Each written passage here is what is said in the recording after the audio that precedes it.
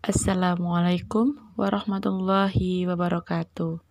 Selamat pagi siswa-siswi Mat Sujarwo. Kembali lagi bersama Bu Dinka.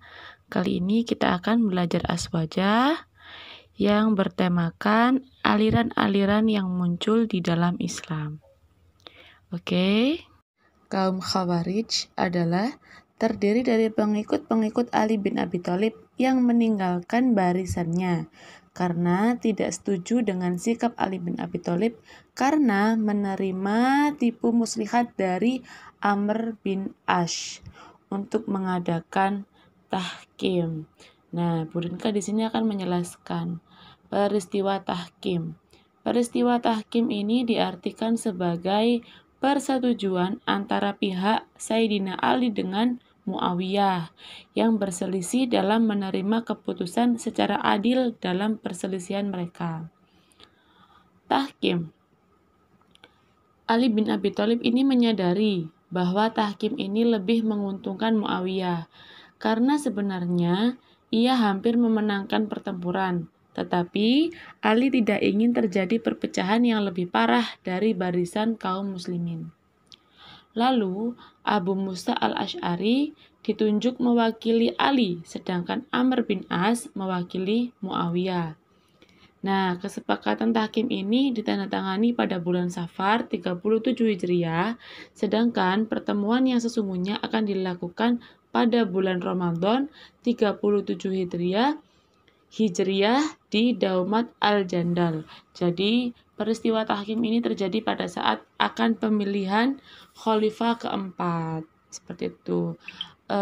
Untuk yang lebih lanjutnya, kalau yang ini belum paham, bisa dilihat di video sebelumnya. Di situ Bu Rinka sudah menjelaskan tentang pemilihan Ali bin Abi Thalib. Seperti itu ya. Ada beberapa orang yang dianggap kafir oleh kaum Khawarij. Yang pertama, Ali bin Abi Thalib. Yang kedua, Muawiyah. Yang ketiga, Amr bin Ash. Yang keempat, Abu Musa al-Asy'ari. Kenapa mereka dibilang kafir? Karena mereka telah melaksanakan tahkim. Kaum Khawarij mempunyai landasan pada Quran Surat Al-Ma'idah ayat 44. Yang artinya, barang siapa yang tidak menentukan hukum dengan apa yang telah diturunkan oleh Allah adalah kafir. Ya, jadi seperti itu. Untuk peristiwa tahkim, silakan dilihat video sebelumnya. Di situ golongan Ali bin Abi Thalib mengutus Abu Musa al-Asy'ari sebagai hakim dan golongan Muawiyah mengutus Amr bin As sebagai hakim. Makanya 4 orang ini dianggap kafir oleh kaum Khawarij. Lalu keempat orang tersebut harus dibunuh sama kaum Khawarij. Dengan demikian, kaum Khawarij mengambil keputusan untuk membunuh mereka berempat, meskipun hanya Ali bin Abi Thalib saja yang berhasil dibunuh oleh Abdurrahman ibnu Muljam. Ya, ini adalah latar belakang dari golongan Khawarij. Begitu ya, Nana. Sekarang kita lanjut ke kaum Mu'tazilah. Pada zaman dahulu muncullah 2 orang yang bernama Wasil bin Atha dan Amr bin Ubaid bin Babin yang membawa khilaf dalam masalah takdir. Sebelum kita membahas lebih lanjut, Bu Rinka akan menjelaskan tentang kaum Mu'tazilah. Pengertian kaum Mu'tazilah. Kaum Mu'tazilah adalah golongan yang membawa persoalan-persoalan teologi atau ilmu-ilmu yang menyangkut pautkan dengan ketuhanan yang lebih mendalam dan bersifat filosofis. Sampai-sampai mereka ini mendapat julukan kaum rasionalis Islam. Nah, 2 orang ini, Wasil bin Atha dan Amr bin Ubaid bin Babin, ini adalah Manusia yang menciptakan perbuatannya sendiri juga mengatakan orang yang fasik melakukan dosa besar. Mereka dinyatakan bukan sebagai mukmin, bukan pula sebagai orang kafir. Nah, posisi ini sampai-sampai disebut dengan al-manzilah bainal manzilatain. Posisi di antara dua posisi, yaitu tidak kafir dan tidak pula sebagai mukmin.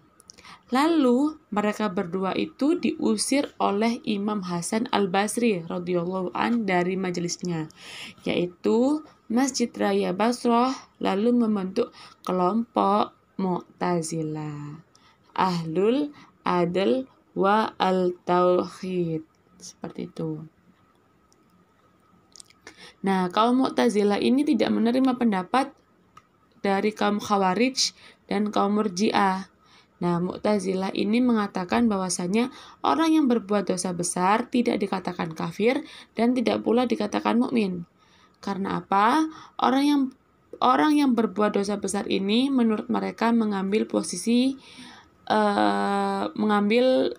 di antara dua posisi, yaitu tidak kafir dan tidak pula sebagai mukmin. Al-manzilah bainal manzilatain. Nah, itu tersebut adalah pendapat dari kaum Mu'tazilah. Oke, sekarang kita lanjut ke kaum Murji'ah. Kaum Murji'ah ini sangat berbeda dari kaum Khawarij. Kaum Murji'ah ini lebih bersifat moderat. Ya, jadi kaum Murji'ah ini berpendapat bahwasanya orang yang berbuat dosa besar tetap masih dikatakan mukmin dan bukan kafir. Karena apa? Yang menentukan kita masuk ke surga ataupun masuk ke neraka itu hanyalah Allah Subhanahu wa taala. Dan yang mengampuni kita atau yang tidak mengampuni kita itu hanyalah Allah Subhanahu wa taala. Pengertian Murji'ah. Murji'ah itu berasal dari kata irja yang mempunyai dua pengertian. Yang pertama, artinya adalah penangguhan, sebagaimana firman Allah dalam surat Al-A'raf ayat 111. Bismillahirrahmanirrahim. Qalu arji' wa akhahu wa arsil fil madaini hasyirin. Artinya, pemuka-pemuka itu menjawab, beri tangguhlah dia dan saudara-saudaranya. Jadi begini, memberi harapan, sebagaimana pendapat mereka ini yang tidak mengkafirkan orang yang berbuat dosa besar. Dengan harapan, mereka yang sudah membuat dosa besar itu masih mau bertaubat kepada Allah Subhanahu wa taala. Lanjut pengertian yang kedua. Menurut Murji'ah, perbuatan yang dilakukan manusia tidak bisa menentukan posisi di dunia, apakah termasuk penghuni surga ataupun dia masuk ke penghuni neraka. Jadi kita masih belum tahu. Dalam artian, manusia tidak berhak mengklaim manusia ini kafir ataupun mukmin karena hanya Allah yang Maha mengetahui dan mereka mengembalikan urusan ini kepada Allah. Seperti yang Bunda katakan tadi, menurut kaum Murji'ah, kita itu tidak berhak mengatakan orang kafir. Karena yang tahu orang itu kafir ataupun tidak hanyalah Allah Subhanahu wa taala. Kita harus mengembalikan urusan ini kepada Allah. Ya, lanjut ke faham Qadariyah. Faham Qadariyah itu adalah faham sing sakarepe dhewe. Jadi, faham Qadariyah adalah faham yang meyakini bahwa manusia mempunyai kebebasan dalam berkehendak dan berbuat. Jadi menurut faham Qadariyah ini, apapun yang dilakukan oleh manusia tidak ada turut campur dengan kehendak Allah. Jadi intinya manusia itu bebas melakukan apapun. Jadi, bagi kaum Qadariyah itu, mereka tidak meyakini adanya takdir Allah kepada manusia. Jadi kalau misalkan kita melakukan hal baik, maka kita akan mendapatkan yang baik juga. Kalau kita melakukan hal yang buruk, kita akan mendapat keburukan juga. Karena apa?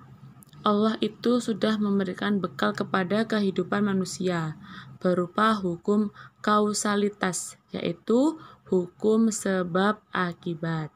Sehingga barang siapa yang melakukan kebaikan, maka sebagai balasannya adalah surga. Dan barang siapa yang melakukan keburukan, maka sebagai balasannya adalah neraka. Faham Jabariyah. Faham ini sangat berbeda dengan faham Qadariyah. Faham Jabariyah berpendapat bahwa manusia tak ubahnya seperti wayang yang tidak dapat berbuat apapun tanpa digerakkan oleh sang dalang. Jadi, yang dimaksudkan di sini adalah manusia tidak dapat melakukan hal apapun tanpa dikehendaki oleh Allah Subhanahu wa taala. Jabariyah berasal dari bahasa Arab, yaitu jabaroh, yang artinya mengandung arti memaksa. Jabariyah berpendapat bahwasanya manusia mengerjakan perbuatannya itu dalam keadaan terpaksa. Jadi manusia itu menurut Jabariyah tidak mempunyai kebebasan sama sekali dalam menentukan kehendak perbuatannya. Karena manusia itu di sini senantiasa terikat pada kehendak mutlak Allah. Awal mulanya terbentuk faham Jabariyah ini disebabkan oleh kehidupan orang Arab yang serba sederhana dan sangat jauh dari pengetahuan. Ditambah lagi keadaan gurun pasir yang sangat panas, serta tanah dan gunungnya yang sangat tandus. Nah, dalam keadaan ini, orang Arab tidak banyak ide untuk mengubah keadaan sekeliling sesuai dengan keinginan mereka sendiri. Mereka itu merasa dirinya sangat lemah dan tidak berkuasa dalam menghadapi kesulitan-kesulitan hidup yang ditimbulkan oleh suasana padang pasir yang tandus. Jadi dalam kehidupan sehari-hari, mereka hanya bergantung pada kehendak yang mengatur alam, yaitu Allah. Hal ini membawa mereka pada sikap fatalistik. Fatalistik itu adalah sikap putus asa dalam semua hal. Jadi kalau misalkan mereka hidupnya di pasir yang tandus, ya sudah mereka itu pasrah sama Allah untuk mengatur alamnya mereka. Seperti itu. Selanjutnya, faham Syiah. Faham Syiah ini diawali pada situasi yang saling mengkafirkan satu muslim dengan muslim yang lain.